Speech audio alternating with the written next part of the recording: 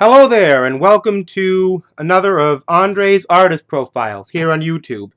And today, I'm going to be profiling Van Morrison, Van the Man. It's his birthday today.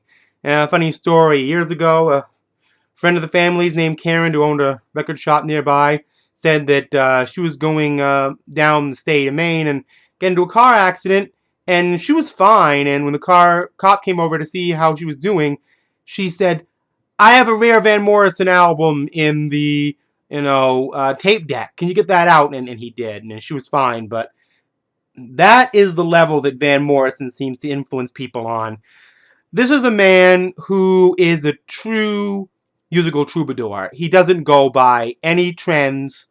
He bases his entire artful oeuvre of music on soul. The soul of Sam Cooke, the soul of John Lee Hooker, all of that. How many rock era artists, especially the minority of popular Irish artists like Van Morrison, have actually based their entire creative career on soul music? Van Morrison's that guy. Anyway, this isn't his first album, but these are his first recorded sides on the Bang label called the Bang Masters. Actually, it's supposed to be all the stuff he recorded on the label. Brown Eyed Girl, his big hit, is here.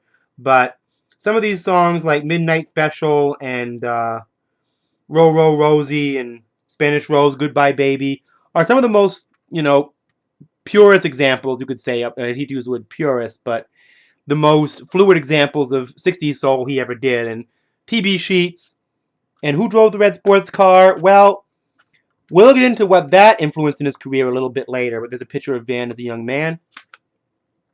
Anyway, this is the album, as I was talking about TB Sheets and all that. This is what ended up coming of that. Now, what happened was a coworker of my mom's years ago loved Van Morrison's hits, and she got this album, but didn't really like it. And there's a reason why.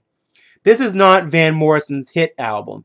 He had a concentrated burst of creative activity in his brain in 1967 and recorded this conceptual album. All these songs you see here, they're all part of one suite. Even Madame George, a 9-minute song about the life of a transvestite. Anyway, this album is Van Morrison's first masterwork, a classic record, and definitely an early harbinger of AOR. One of the great jazz, soul, pop records probably ever made. It transcends pop, actually. Van Morrison's like that. This is his next album from 1970, his Band and Street Choir. Actually, it's not his next album. The next album is Moondance, but my father has that, I don't. This came out in 1970 and had a huge hit on it called Domino. And either around this time or shortly after it, he got involved with this lady named Janet Planet, who became his wife. Now, of course, this is the beginning of Van Morrison's classic period and one of his best albums. And okay, there's a lot in between that, I know, but this is, as they say, a bit of a grail, even for CD, a period of transition. Now, I found this album in a local place called Dr. Records, who, they don't change their CD stock very often, so I was shocked when I found this album. Van's collaboration with Dr. John, really, really hard to find CD, but one of the funkiest Van Morrison albums ever, with songs like It Fills You Up and The Eternal Kansas City. And Van Morrison, with the voice that he has and his musical ethic, is the perfect artist for a funk album, and this is probably the closest he ever got to it. Of course, Dr. John, New Orleans, it's going to be funky. Wavelength. This is his next album, and it was actually a bit more of a hit record for him.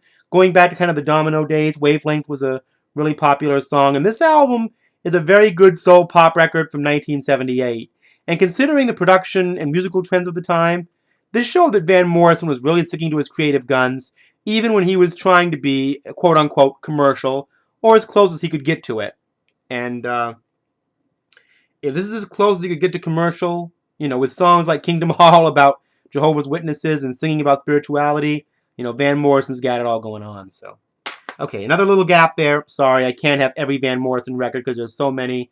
That may change, but this is 1982, Beautiful Vision, another kind of funk-driven record. Cleaning Windows is amazing on this album. I really love this album. He was getting into a lot of very heavily mystical-oriented lyrics in the 80s. This is the inarticulate speech of the heart. Some people, it's either kind of a love it or hate it album. There's some very progressive passages on here that some people say are kind of mildly, kind of new age-ish. But there are songs on here like Rave On, John Donne that are just beautiful. It's a very, very romantic in the literal sense kind of album. Romantic in the spirit of John Donne and,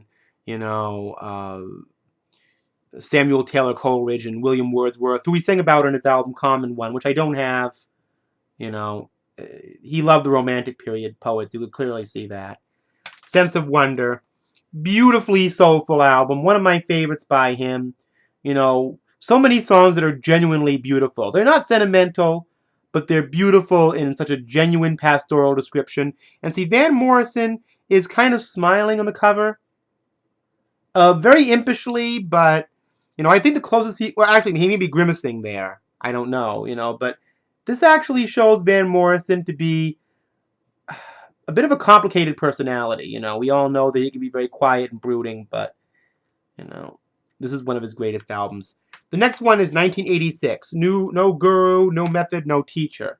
This album sounds like absolutely nothing else being made on the pop market in 1986. Definitely a follow-up to A Sense of Wonder from the previous year. Very, very spiritually inclined. Definitely a very much of a kind of country soul album. Really sleek production, but not overly done up. Doesn't sound like the 80s, but it's Van Morrison. It just sounds like Van Morrison. And who doesn't love that, right? Okay. A bit sentimental here, but this is probably my favorite album of his of the 80s. It may be a lot of people's. Poetic Champions Compose. Queen of the Slipstream. Someone Like You. Oh. I Forget That Love Existed. This album has some amazing individual songs, but through and through, it's one of the most beautifully arranged and elegant jazzy soul albums of 1987. Probably the best one like that. And it shows how unique Van Morrison's talents really were. Okay. Another big gap here. We're up to 1999, Back on Top. This album is an excellent, strong country soul kind of record. I haven't actually reviewed it yet anywhere, but Van Morrison has so much. You could have an entire music collection built on just him. He has so many great albums, and I'm missing a lot, I know, but this is what I've got. So I got this brand new, and from now on, whatever Van Morrison puts out new in the studio, I'm probably going to get it, because this album, Born to Sing, No Plan B, no kidding, one of my favorite albums by him I've actually ever heard. All these songs are so excellent. The blues, the jazz, the funk, the soul, it's all here. And Van Morrison, such as people like Donald Fagen, just keeps aging like fine wine. And what more can really be said? So that's my, unfortunately smaller than I'd like it to be, Van Morrison collection. But that might be remedied soon. Van Morrison is an artist. When people get his music, they usually never give it up. So he's a hard artist to find used unless somebody's getting rid of a record collection. But that's a good thing. That shows you how wonderful Van Morrison really is as an artist. So there we are. Happy birthday, Van.